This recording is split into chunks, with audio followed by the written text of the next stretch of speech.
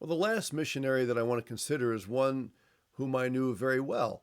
When Becky and I went to Brazil in 1989, we had the privilege of getting to know a couple who would greatly impact our lives and who impacted the lives of virtually everybody who served in Brazil over the last half century or so.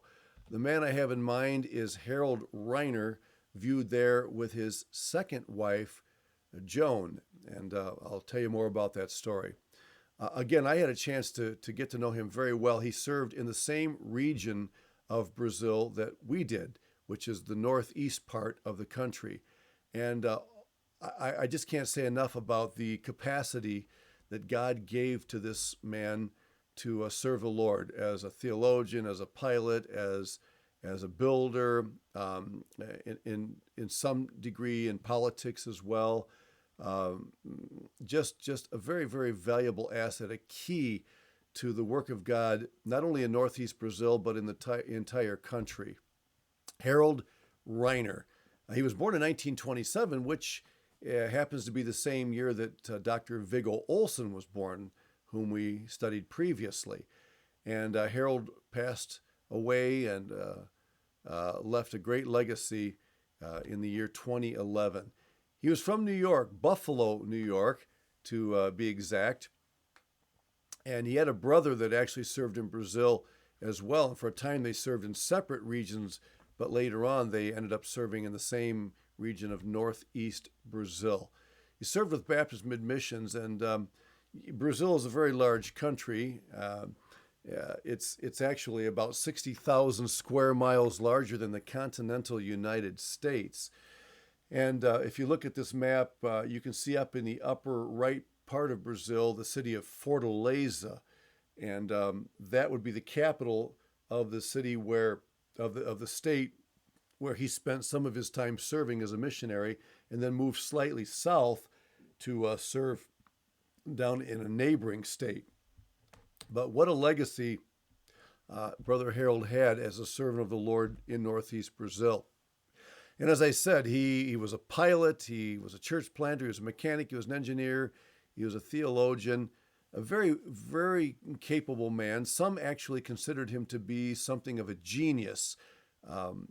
Whatever the case, he definitely had a lot of baggage and a lot to offer us. I can remember sitting in field council meetings when he was still alive and active on the field, and one of the greatest contributions that he made to us was his knowledge of the history of missions in Brazil.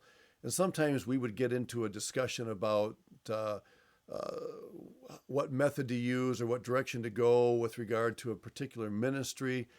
And Brother Harold would stand to his feet and say, "Let me just give you a little bit of background here historically." And he would go back and tell about something that we had done as a mission years ago in a similar situation and how that had turned out and how that may instruct us in dealing with the situation on the table at that moment. And more often than not, his historical analysis would guide our decision and enable us to make a wise move. And Harold was just that kind of a guy. When he spoke and gave his opinion about it, everybody listened. And that doesn't mean he was a dictator, it doesn't mean that he was the one that called all the shots. But his wisdom, his sensitivity to history, and his desire to honor God really set the pace for all of us. And I thank the Lord for the impact that he made on my life personally. Harold suffered a tragedy. This would have happened years before I came to the field. He was a pilot and he suffered a plane crash. And in that plane crash, his plane caught on fire. And even though he was able to escape, he was not able to rescue his wife and two of his children, and not to mention a single gal that was serving on the field at that time. And I can't remember which one, but one of those who died in the crash was actually caught uh, in her seat belt, and he was unable to get it released. And he stayed as long as he could without actually dying himself. Suffered severe bodily burns in so doing. And he went back to the States for a time of furlough after this to recover and to contemplate what God was doing in his life. And he really suffered. In fact, I remember him telling me once. He said, he said, I've never seriously committed suicide, but he said when that happened to my family and to this coworker, I came to a point where I felt like I could at least understand what somebody might feel if they are seriously contemplating suicide. I thought that was quite an insightful statement. By the grace of God, he came through that. God led him to a second wife who is pictured here, Joan, and he went back to the field and continued to serve, continued to fly. In fact, when my wife and I went to Brazil to visit on a missions trip in 1983, we flew with Brother Harold in his airplane. Now, you might say, well, why would you fly with him after he'd been in a plane crash? Well, he was an extremely responsible pilot, and it was mechanical error that caused the crash.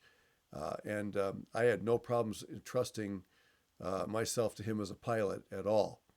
And so Harold had children by his second wife, Joan, and one of them is continuing to serve on the field today. Another one served faithfully until God took him home with cancer just a few years ago. So as I mentioned, he remarried, he returned to Brazil, and he continued serving there until 2009. Harold was the kind of guy that never wanted to retire. His children would tell him, Dad, there's nothing wrong with retiring. You can go back to the state and you're not ending your ministry life. You're just opening a new chapter. But he would have nothing to do with that. And he stayed until it became impossible for him physically to stay in Brazil. And so he eventually had to go back to the States. And 2 years later, in 2011, the Lord took him home. But I have fond memories of Harold and Joan. She was a very sweet, gentle, very stable person, and served faithfully at his side. And I consider it a great privilege to have known and served near a man who was so astute and respected as a missionary servant.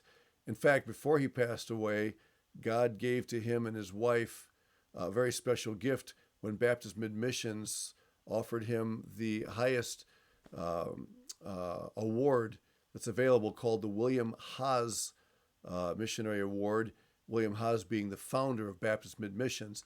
And every year that award is given to someone who's considered to be especially outstanding as a missionary statesman. Well, I'm just going to take a few moments here before I end this particular section on the history of missions to show you a few pictures of the area where I served. And this actually has a little bit to do with Harold Reiner because of his impact on the seminary where I served. I'm going to just blow these up here so you can see them. The right side there with the orangish colored roofs is actually the campus where I served in my teaching ministry in Brazil. And Brother Harold Reiner was instrumental in designing and seeing that campus built for the glory of God. This is a picture of the administrative building there, a beautiful building with an open garden area in the middle, and all the administrative offices and faculty offices are located in that building. Here's a shot of that same building from the right. My window would have actually been, I think, the second one from the right there on the second floor.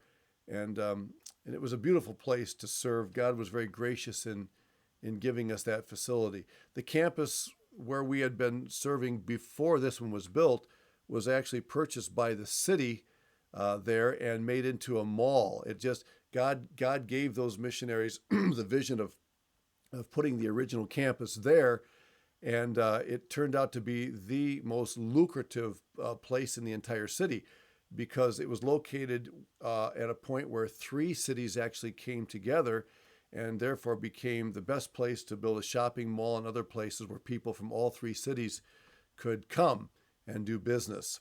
And so God enabled them to purchase this property and build this campus. Pardon me. This is the classroom building. It actually has 3 stories. You can just see part of the lower level there in this photo. The photograph here is of a colleague of mine who taught in Brazil. His name is Almi, and he is still there, serving as the director now, and a brilliant man, faithful servant, also pastoring a large church that has done a great service to the work of the Lord Jesus Christ. The most recent building to be constructed was a new chapel, a beautiful building, built mostly by Brazilians, but with the help of some American teams that came down to put it together. And you can see how beautiful it is on the inside as well. Missions conferences and seminary chapel sessions are held there as well. I have had the privilege of speaking in this facility a time or two myself. This is a shot of the men's and women's dorms, which are on either side of a beautiful stair step area that leads from the upper portion of the campus down to an amphitheater at the bottom. And that little opening you see coming down the middle is actually made for a waterfall. When they have special events there, they can turn on a pump and water actually comes trickling down and creates a very beautiful effect during concerts or graduation. Here it is looking at the amphitheater at the bottom and the big stage where these major events take place. Several years ago, I was privileged to speak from this platform to the National Association of Churches that met there at that time, and God gave me the privilege of sharing the Word of God on a series of messages there. And then just one other thing I'll mention to you in closing here is that several years ago, they began offering courses in a music seminar that's held annually for a week. And they would have sessions on orchestra, on choir, ministry, on philosophy of teaching. They would give private lessons to those who came and wanted to study strings or other types of instruments. And it's been a very, very successful ministry, a very fruitful ministry. And many servants of God in churches all over Northeast Brazil have been sharpened in their musical skills and in their philosophy of music as they've served the Lord there in that region. And so this this picture is actually taken in one of the churches there, where one of our faculty members is serving faithfully as a pastor. So I just threw in a few personal things here because, in part, like I said, it does tie into the ministry of Harold Reiner and the impact that he had on this seminary. And even though it's way up there in Northeast Brazil, the impact and reputation of that seminary has been felt all over the country of Brazil, down in the south, up in the Amazon area. And we just thank God for the privilege of having served there for 19 years of our lives. Well, that brings us to the conclusion of this historical section that we've been looking at, and I hope that it's been an encouragement to you. I hope that it stimulates your interest in studying the history of missions and particular missionaries as you have opportunity, because God uses these clouds of witnesses like we read about in Hebrews chapter 11 to challenge us and to spur us on to follow the examples of those who gave their lives to serve the Lord.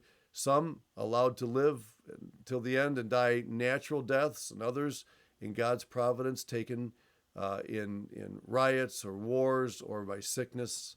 But the beautiful thing is, no matter what it is that God allows you to face, if you give your life to Him, to let Him do with you whatever He wants, you'll have the privilege of knowing with absolute certainty that God will use you precisely the way He has planned to for the precise amount of time that He has chosen to do so.